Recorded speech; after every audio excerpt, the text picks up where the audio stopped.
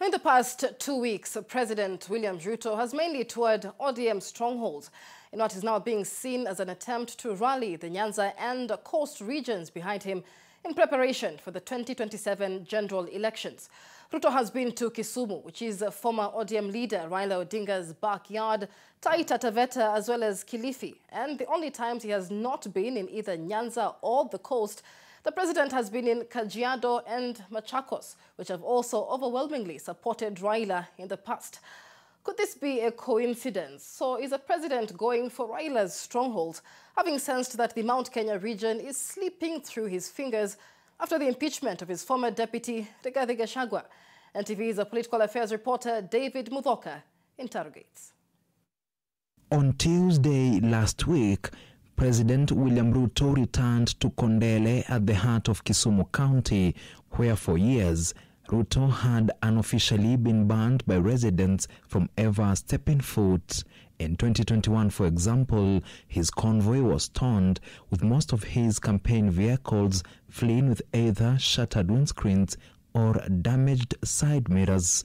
However, this was not the case on 26th November, when Ruto's convoy sneaked through Kondele.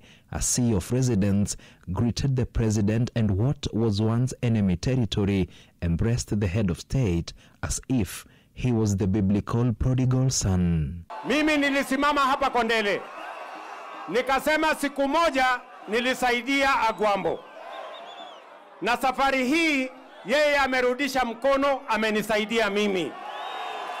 Mimi nawauliza, iko makosa hapo?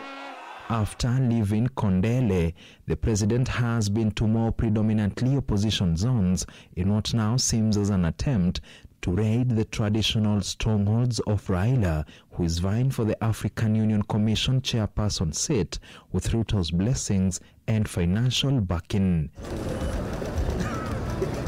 On Monday and Tuesday, the president spent his time in the coastal county of Taita Taveta, where he launched several developmental projects as well as presided over the groundbreaking ceremony of an 11 billion shilling iron ore processing plant in Manga, Voi. How unpatriotic! It is in Manga where some of Ruto's hitherto harshest critics from Nyanza and Coast regions, and who are now in government, defended the president in a manner that may have caught even the head of state by surprise. Kwa sababu ya kisiasa za kizembezembe, unaanza kusema they must fall. We will come for you, my friend. Tuko na mdomo kama wewe. Ukileta tunaleta. Tumesema kama yale yalikuwa kwa manifesto yetu yanafanyika, hakuna kitu ya kupinga. Sasa tunangoja kitu ya kupinga. After Taita Taveta, the president proceeded to Kilifi on Thursday before pitching camp in Machakos this Friday. From Ukambani, the president is expected to return down south to the Coast region to officially open the East Africa Community Inter-Parliamentary Games, which will run until 18th December. Ruto's decision to pitch camps in the Coast and Nyanza regions comes amid reports that he is considering forming a coalition with the ODM party on the foundation of the broad-based government, where some of Raila's allies were appointed to crucial government dockets to make up for the Mount Kenya region, which, having supported him in 2022, appears to be slipping away due to the impeachment of his former deputy, Rigathi Gachagua. And on Friday, the ODM party's interim boss, Professor Anyang' Nyong'o, dropped the clearest indication yet of an ODM-UDA alliance, stating, and I quote, "ODM does not play second fiddle or trumpet the interests of any other political party. However, as a political entity, we understand the value of strategic partnerships."